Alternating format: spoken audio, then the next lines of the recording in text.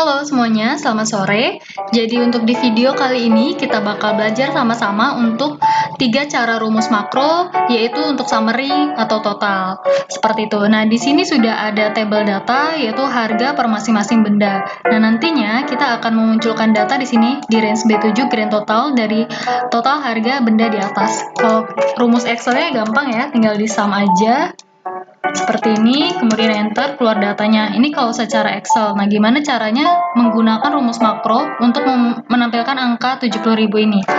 Ya, jadi seperti biasa untuk prosedur yang pertama kita harus buat dulu judul prosedurnya yaitu sum. Kemudian ini cara yang pertama ya. Cara pertama active workbook, active sheet. Kemudian di sini saya langsung buatkan dulu rumusannya, nanti saya akan jelaskan detailannya.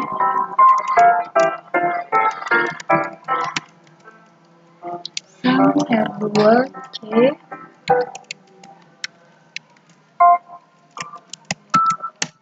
Nah, di sini untuk cara yang pertama adalah akan memilih di range B7 di sini untuk total grand totalnya. Kemudian nanti di range B7 ini akan muncul value yaitu sama dengan sum R2C. R2C ini maksudnya adalah baris kedua, row kedua. C ini artinya kolom yang sama dengan B7 ini ya, berarti kolom di B ya. Sampai dengan row ke-6, baris ke-6 di kolom yang sama dengan di B7, berarti di kolom B. Dengan kata lain, nanti akan muncul di range B7 adalah total dari baris kedua sampai baris ke-6. Kalau kita ketik F8 di keyboard, seperti ini. Nah, jadi sini sudah jelas, di range B7 akan muncul seperti ini, rumusannya sama dengan sum B2 sampai B6. Ini untuk cara yang pertama. Kemudian cara yang kedua, seperti ini. Saya langsung buatkan dulu ya. Nanti akan dijelaskan secara detail.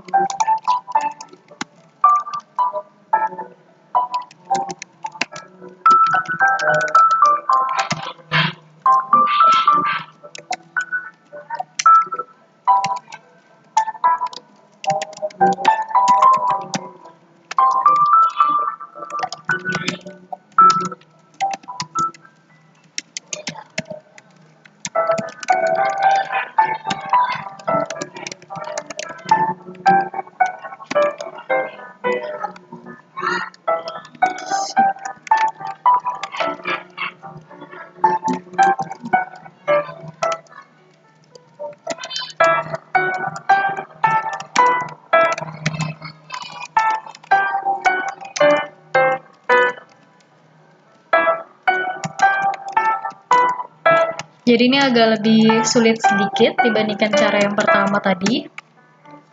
Nah, di sini saya akan jelaskan detailannya. Jadi yang pertama kita harus buat variabelnya dulu. Seperti ini, kita harus buat variabel LR dulu adalah menunjukkan kolom kedua, yaitu yang ini ya, sales rows count, koma 2. Artinya kolom kedua ada di kolom B ya. Nah, setelah dibuat variabel LR ini, selanjutnya adalah menjalankan fungsi ActiveWorkbook.ActiveSheet.range B7. Nanti akan memilih di range B7, secara kursor Excel-nya akan berpindah ke B7.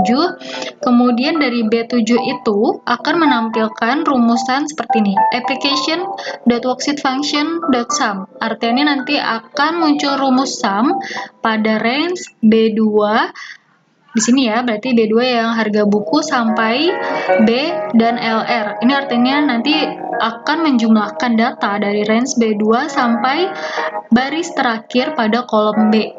Ya, kenapa dia baris terakhir? Karena di sini ada variabel LR-nya, yaitu rows kedua, rows count kedua, kolom kedua sampai NXL up. Itu artinya baris terakhir.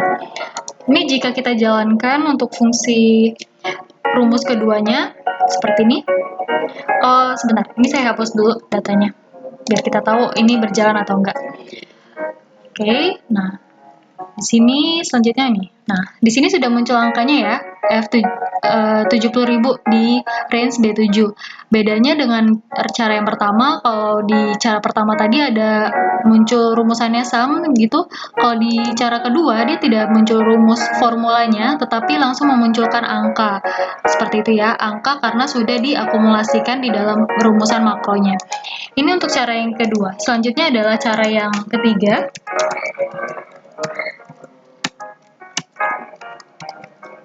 Ini range B7.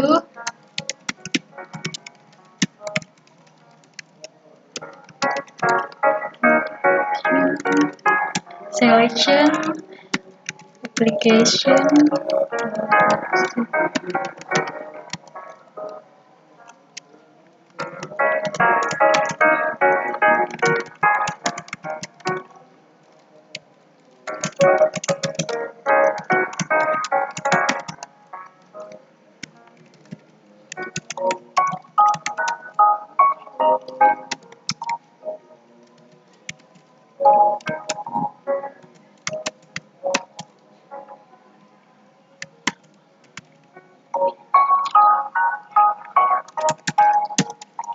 Nah, ini untuk cara yang ketiga,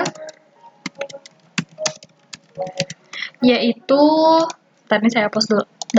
Cara yang ketiga, dia akan memilih di range B7, kursornya akan berpindah ke B7, selanjutnya di B7 akan aktif untuk penjumlahan, ini di range B2 untuk start awalnya di range B2 sampai dengan range B2 XL down. Ini seperti di video saya sebelumnya yang untuk memilih sel baris terakhir, di sana saya sudah jelaskan yang dimaksud dengan range B2 XL down. Ini artinya nanti akan kursornya memilih di B2, selanjutnya XL down itu seperti CTRL tanda panah ke bawah.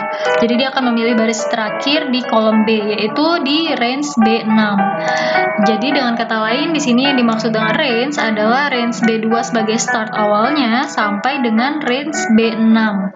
Nanti akan dijumlahkan secara otomatis. Kita jalankan satu persatu F8. Oke, di sini B7-nya sudah berpindah ya kursornya. Selanjutnya di sini kita ketik F8.